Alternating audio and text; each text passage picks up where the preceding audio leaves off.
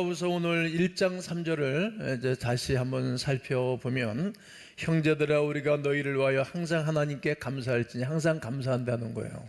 이것이 당연함은 이 당연함을 이제 오늘 여러분들이 붙잡으면 좋겠어요. 당연하다. 이 당연하다는 뜻은 앞과 뒤를 사정을 놓고 잘 살펴보니까 마땅히 할 것이 있었는데 감사하다는 거예요. 여러분, 예수님 믿기 전과 예수님 믿고 난 다음을 한번 생각해 보세요. 지금 이제 바울은 데살로니가 교우들에게 이 생각하면서 편지를 쓴 거거든요. 예수님 믿기 전과 예수님 믿고 난 다음에 생각해 보니 흘러나온 것이 있었는데 당연한 고백이었어요. 감사라는 거죠. 그리고 오늘 이제 2장 13절을 보면, 주께서 사랑하는 형제들아 우리가 항상 너희에게 관하여 마땅히 하나님께 감사한 것은, 우리가 감사가 당연하고 마땅한 이유가 있어요. 이 마땅하다 이 말은 행동이나 대상 따위가 일정한 조건에 어울리게 알맞다 이런 뜻이에요. 그러니까 마땅히 감사하면 당연한 것이고, 성도의 감사는 마땅한 것이고, 그리고 당연한 것입니다. 그러므로 당연한 것은 감사, 성도의 감사는 당연한 것입니다. 이렇게 고백할 수밖에 없었던 것입니다. 신앙을 고백하는 것, 11조 드리는 것, 감사를 하는 것은 마땅히 해야 할 일이기 때문에 선택이 필요하지가 않습니다. 마땅히 할 일입니다. 그래서 바울이 본문에서 말하듯 마땅히 하나님께 감사하는 것은 당연한 일이라고 표현하고 있는 것입니다. 한국교회의 교회력에 맞춰서 우리 가운교회도 11월 셋째 주가 되어지면 변함없이 35회 감사주일 예배를 드렸습니다. 추수감사절의 근원은 구약성경에 있습니다. 추수감사절 전 주일에 아마 여러분 주보혈을 받을 때에 감사 봉투를 배포하고 받았을 것이라고 생각합니다. 미리 마음으로 준비해서 물질로 드리는 것입니다. 미리 감사의 물을 담아 하나님께 감사를 먼저 드리고 봉투에 담아서 하나님 앞에 예물을 드리는 것입니다. 언제나 감사한다는 표현 아니겠습니까? 어떤 분은 10가지 감사를 예물과 함께 드린 분들이 계신데, 제가 서두를 하면 여러분들은 후미를 하는 거예요. 건강 주셔서, 일거리 주셔서, 아이들 건강하게 자라게 하셔서, 학교 잘 다니게 해주셔서, 좋은 교회 주셔서, 은혜로운 말씀 먹고 자라게 해주셔서, 죄사함 받고 구원받게 해주셔서, 천국 가게 해주셔서, 기쁘게 살게 해주셔서, 이 편지를 쓰게 해주셔서, 그리고 그 쪽지 뒤에다가 감사 예물을, 그렇게 여유로운 가정은 아닌데 100만 원 헌금을 담아서 헌금했던 일들을 제가 기억합니다. 누구라고 말씀 듣고 싶으시면 말씀드릴 수 있는 그러한 가정입니다. 여러분들도 할 수만 있으면 한 달에 11주 정도를 드리든지 아니면 한 달 수입 정도의 감사예물을 드리면 합당할 것입니다. 구약 성경에 기록되어져 있는 내용입니다. 감사는 성도의 당연한 행위입니다. 감사는 마땅히 반드시 해야 하는 신자의 의무일 뿐만 아니라 기본 자세입니다. 감사 없는 신앙은 위선과 기만으로 가득 찬 신앙입니다. 바울은 마땅히 감사할 조건을 밝히면서 감사는 당연하고 마땅하다고 말하는 것입니다. 그러면 감사가 당연하고 마땅한 이유가 오늘 본문에 여러 가지로 소개해주고 있는데, 그 첫 번째는 택하여 주신 것을 감사하는 것입니다. 읽으셔요. 시작. 오늘 2장 13절을 보면, 마땅히 하나님께 감사할 것은 하나님이 처음부터 너희를 택하사, 처음부터 너희를 택했다. 선택은 사랑의 증거입니다. 하나님의 예정 선택, 그리고 믿음으로 말미암아 구원받은 것을, 이것을 장로교에서는 예정론이라고 말하는 교리입니다. 로마서 8장 30절에 미리 정하신 그들을 또한 부르시고, 부르신 그들을 의롭다 하시고, 의롭다 하신 그들을 또한 영화롭게 하셨느니라. 하나님 우리를 정하신 거예요. 어떻게? 하나님의 자녀로. 기업물을 거룩한 백성으로 정하여 주신 것입니다. 어느 때 우리 어머니 모태에 내가 생성되기 이전에, 만세전에, 창세 이전에 나를 선택했다라고 바울을 통해서 하나님의 선택하심을 증거하는 것입니다. 여러분, 우리 하나님이 창조 이전에 여러분과 나를 선택한 것을 믿으시죠? 이렇게 하나님이 우리를 선택해 주신 것에 대한 것이 확실한 것입니다. 우리가 선택한 것이나 아니라 우리 주님이 여러분과 저를 선택해 주신 것입니다. 돌속에 파묻혀 있던 금강석은 돌멩이나 다름없지요. 그러나 그것을 파내고 다듬고 깎고 그리고 빛나는 다이아몬드로 만들면 값을 정하기 어려울 정도로 좋은 값비싼 보석이 됩니다. 우리가 바로 흙속에 묻혀있던 쓸모없는 돌멩이 같던 사람들이었지 않습니까? 여러분들은 그렇게 표현하지 않을는지 모르지만 저는 하나님 앞에 그 표현을 늘 하는 것입니다. 그런데 하나님이 꺼내주시고 닦고 갈아서 하나님의 자녀로 삼아 주신 것입니다. 그 선택에 감사해야 할 것은 당연합니다. 운동선수가 엄청나게 많습니다. 그러나 그 많은 선수들 중에 나를 국가대표로 뽑아주신 것을 얼마나 고맙고 감사하는지 모릅니다. 이처럼 여러분과 저를 하나님이 선택해 주신 것에 대한 감사가 회복되고 감사를 찾는 시간 되기를 주의 이름으로 축원합니다. 나를 선택해 주신 그 하나님께 감사하는 거예요. 제가 청회장으로 총대들이 저를 선택해 주셨어요. 그리고 우리 선배들이 선택해 주셨고 우리 설립자님이 저를 선택해 주신 것입니다. 그래서 저는 최선을 다하는 것입니다. 이것이 선택, 초이스 받은 자의 고백입니다. 두 번째는 성령으로 거룩하게 하심을 감사합니다. 2장 13절을 보면 성령의 거룩하게 하심과 성령의 거룩하게 하심과 진리를 믿음으로 구원을 받게 하심이니 예수 그리스도를 믿음으로 말미암아 구원을 받은 것입니다. 그러나 날마다 거룩한 마음과 깨끗한 삶을 살아가는 것은 성령의 도우심으로 가능하게 됩니다. 아멘 해보세요. 믿음으로 의롭되게 되고 믿음으로 의롭게 되고 성령으로 거룩하게 됩니다. 예수를 믿음으로 말미암아 의롭게 되고 성령으로 늘 우리가 거룩해져 가는 것입니다. 온전한 하나님의 백성으로 만들어져 가는 것입니다. 거룩한 성도는 능력과 권능을 받게 됩니다. 사도행전 1장 8절을 읽겠습니다. 오직 성령이 너희에게 임하시면 너희가 권능을 받고 예루살렘과 온 유대와 사마리아와 땅끝까지 이르러 내 증인이 되리라 하시니라. 할렐루야.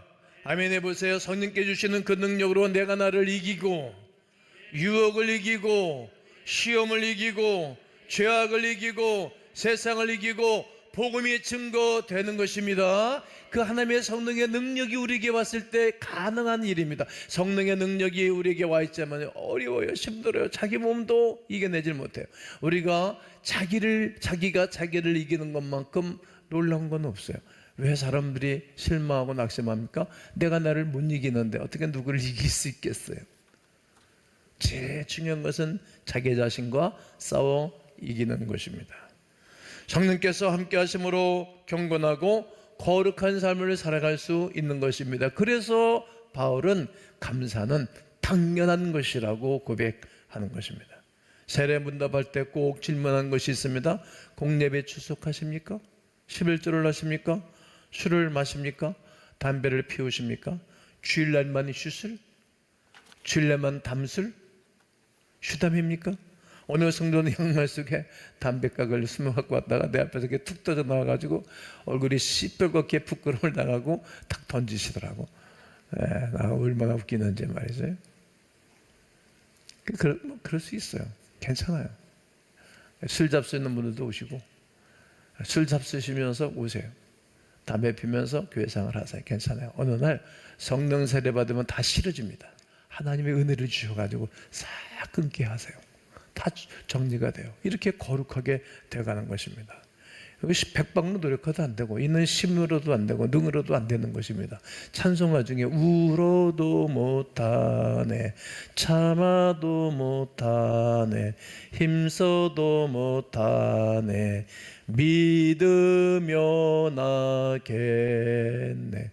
예수 그리스도를 믿으면 그분이 주셔서 거룩하게 변화시킬 줄로 믿습니다. 여러분, 성령께서 도와주시면 됩니다.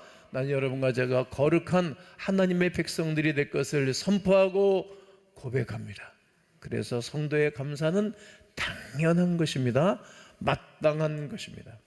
또한 진리를 믿음으로 구원을 받게 하신 것을 감사합니다. 성령의 거룩하게 하신가 진리를 믿음으로 구원을 받게 하심이니. 진리는 예수 그리스도이십니다. 요한복음 14장 6절을 읽겠습니다. 시작. 예수께서 이르시되 내가 곧 길이요 진리요 생명이니 나로 말미암지 않고는 아버지께로 올 자가 없느니라. 진리이신 예수 그리스도를 믿음으로 말미암아 구원을 받고 새로워지는 것입니다. 이런 말씀들은 머릿속에 담아놓고 마음속에 담아놓고 하루 종일 묵상하고 다니는 것입니다. 운전을 할 때에도, 전철을 탈 때에도, 식사를 할 때에도 계속 읊조리는 것입니다. 그런 그 말씀이 내 영혼을 벅차게 하고 가슴 벅차게 하고 감격하게 하고 풍선을 불면 커지듯이 내 마음이 점점 좋아지는 거예요. 그러니까 근심도 염려도 불안도 나쁜 생각이 떠나가는 거예요. 나쁜 생각이 들어다가도 한 길로 갔다 일곱 길로 도망가는 것입니다. 말씀이 자기 영혼 속에 없으니까 그냥 매일 쪼그라드는 거예요. 그러나 풍선을 불면 커지듯이 내 영혼이 살이 찌고 힘이 생기는 거예요. 예수를 믿음으로 구원받는 사실이 너무 감사한 일이지 않습니까? 이 예수를 어떤 사람들이 이게 손사람, 우리같이 건추리한 사람들이 예수를 잘 믿는 거예요. 왜냐하면 이렇게 잘 나가는 사람들 있잖아요. 항상 타부를 달리는 사람들은 예수를 잘 안 믿는 거예요. 왜냐하면 제가 우리 교회 공부 잘하는 역대 청년들 중에도 가정을 꾸린 애들도 보면 공부 잘하는 학생들이 있었어요. 전교에서 1, 2등 하는 애들이 몇 명, 여러 명이 있었는데 내가 오늘 불러다가 물어봤어요. 너 어떻게 공부를 잘해? 대답을 안 해. 너 교과서 다 외우지? 맞다는 거예요. 책 받으면 요즘은 새로운 책이 언제 나오는지 모르는데 방학 때, 방학 전에 책을 내주잖아요. 그러면 국어서부터 영어서부터 전 교과서를 다 외워버리는 거예요. 깜짝 놀랐죠. 그 공부 잘하는 애들 내가 비교를 내가 한 거예요.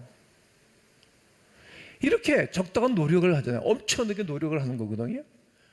또 여러분 사업을 성공하고 대기업을 이끌고 가기 쉽습니까? 엄청나게 노력하는 거예요. 그런 사람들은.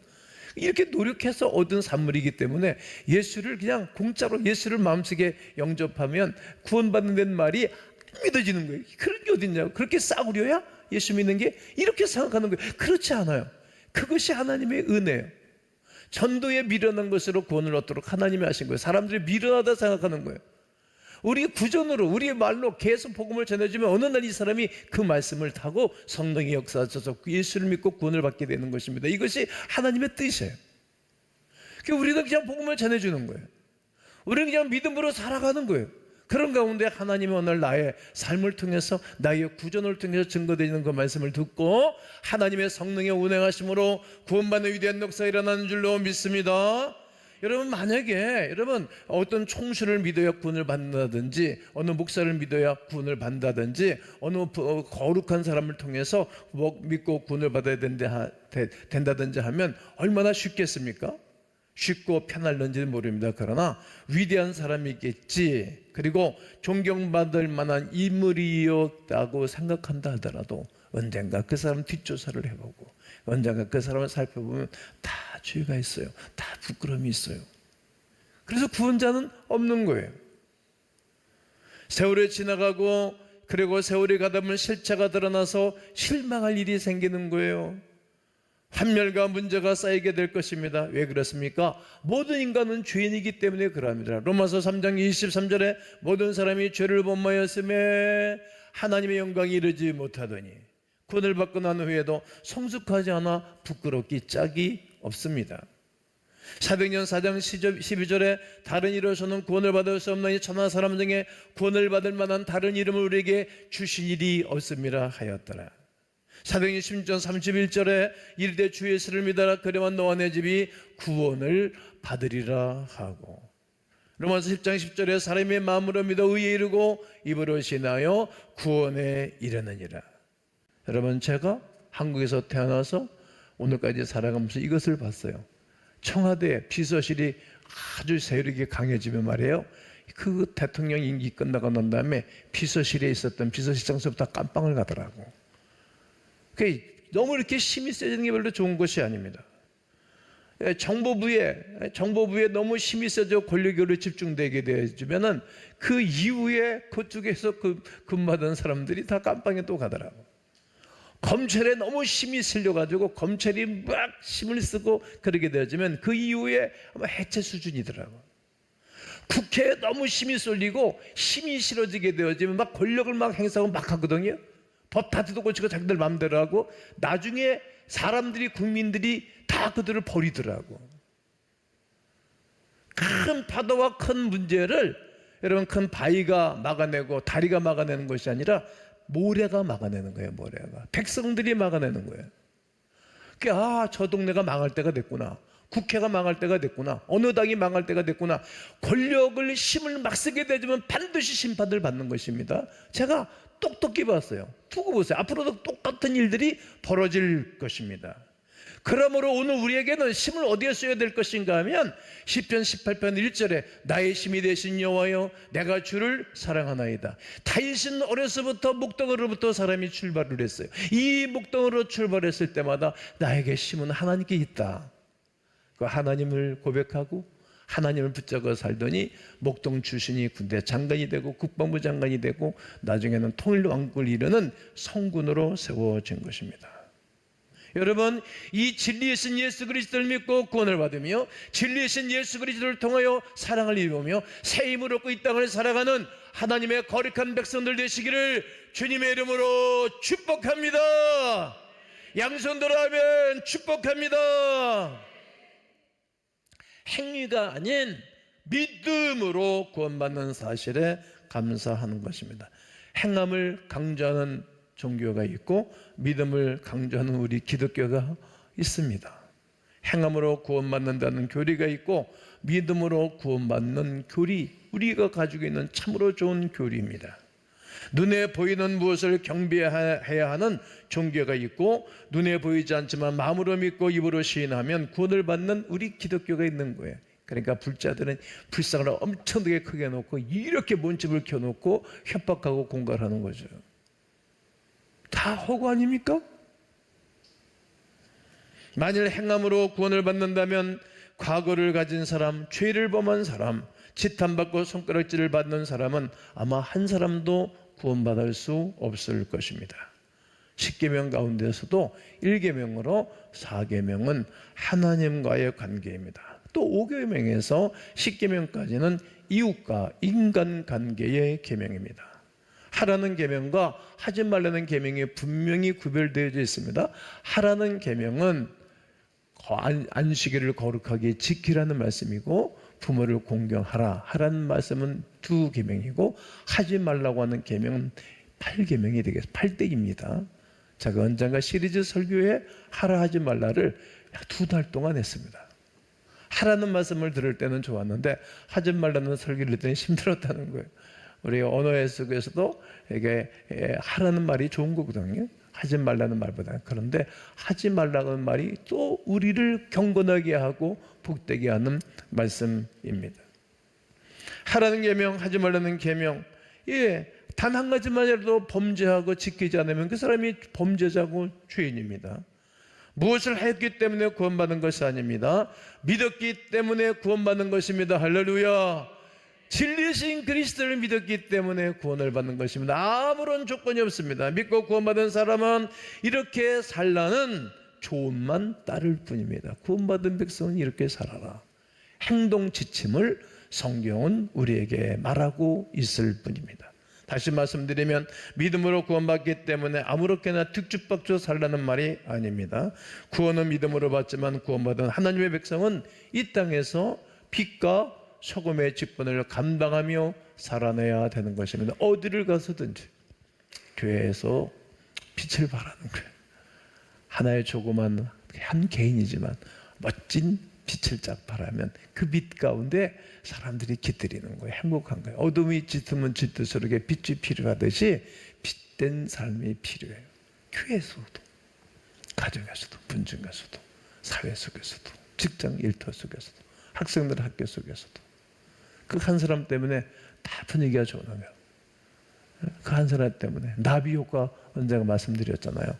나비 한 마리가 헐헐 날아다니면서 꿀을 빨고 꽃을 수분을 하고 꽃에 열매를 맺게 해주는 거예요. 화분을 옮겨가지고. 그리고 이 나비 때문에 다 좋아지는 거예요.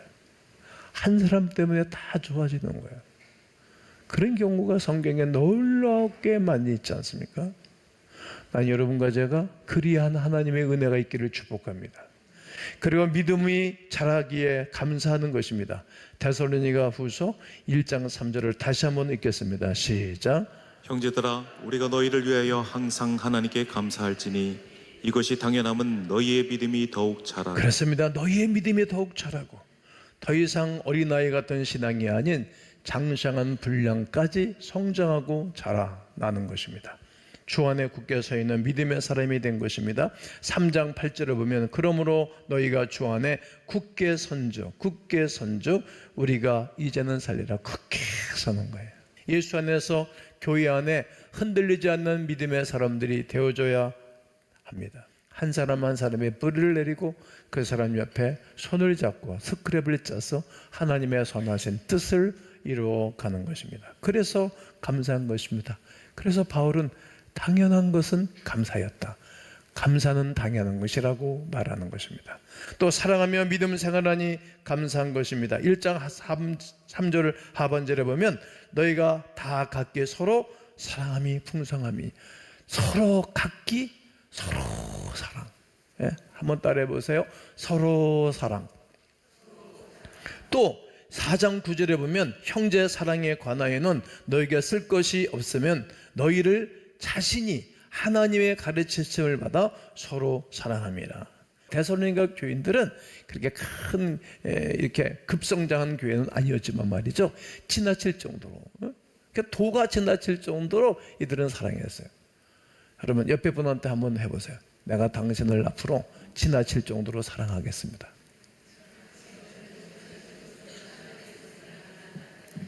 여러분 교인들을 지나칠 정도로.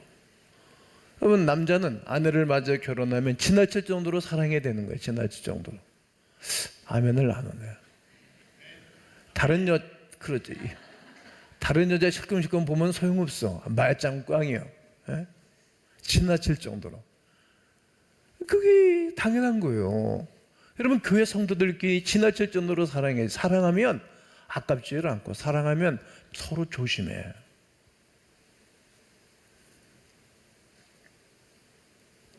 소그룹에서 서로 사랑하며 사는 거예요. 지나간 철회배 시간에 소그룹에 대해서 말씀을 드렸잖아요. 데살로니가 교인들은 소그룹에서 자기들끼리 모여서 도가 지나칠 정도로 사랑했어요. 똘똘똘 뭉쳤다는 거예요. 2장 9절을 이어서 한 번 더 읽겠습니다. 시작. 우리가 수고와 애쓴 것을 너희가 기억하리니 너희 아무에게도 폐를 끼치지 아니하려고 밤낮으로 일하면서 너희에게 하나님의 복음을 전하였노라. 우리의 수고와 애쓴 것을 너희가 좀 기억했으면 좋겠다. 내가 많이 수고했어요. 여러분 저 35년 동안 수고했습니다. 아멘하는 사람들은 그렇게 할 거예요. 정말 나 수고 많이 했어요. 부끄러움이 수고했어요.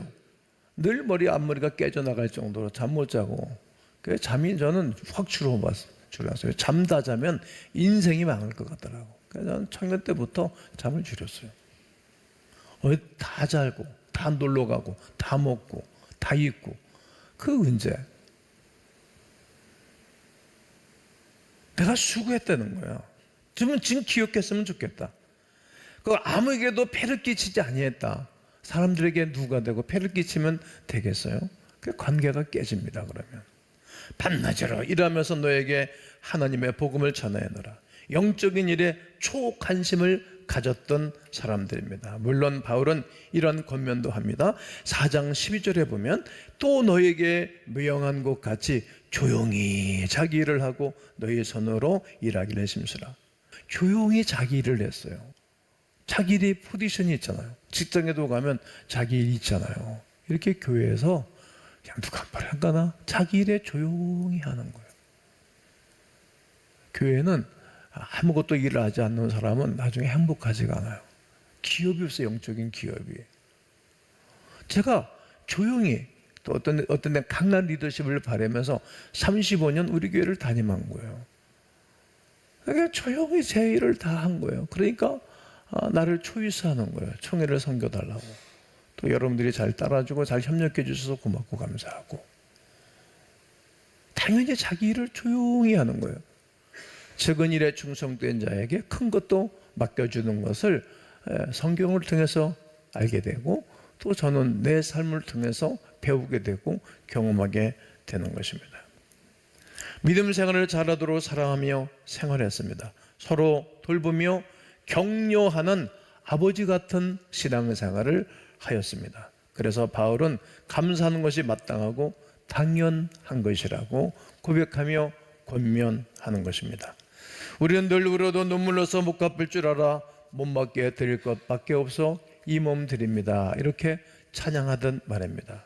여러분, 감사 없는 교회는 무덤과도 같습니다. 무덤 같은 교회지. 감사 없는 가정은 사막과도 같습니다. 아주 얼마나 힘들겠어요. 감사가 없는 성도는 행복하지가 않아요. 다른 사람에 영향을 끼치지가 않아요. 반대로 바울 사도가 감사하는 조건을 여러 가지로 오늘 말씀을 드렸어요. 감사하는 성도의 마땅한 행위이고 감사는 당연한 것입니다. 오늘 감사를 회복하여 그리스도의 복음에 또 증거하고 복음의 능력 가운데 살아가는 광화민들 되시기를 주님의 이름으로 축원합니다.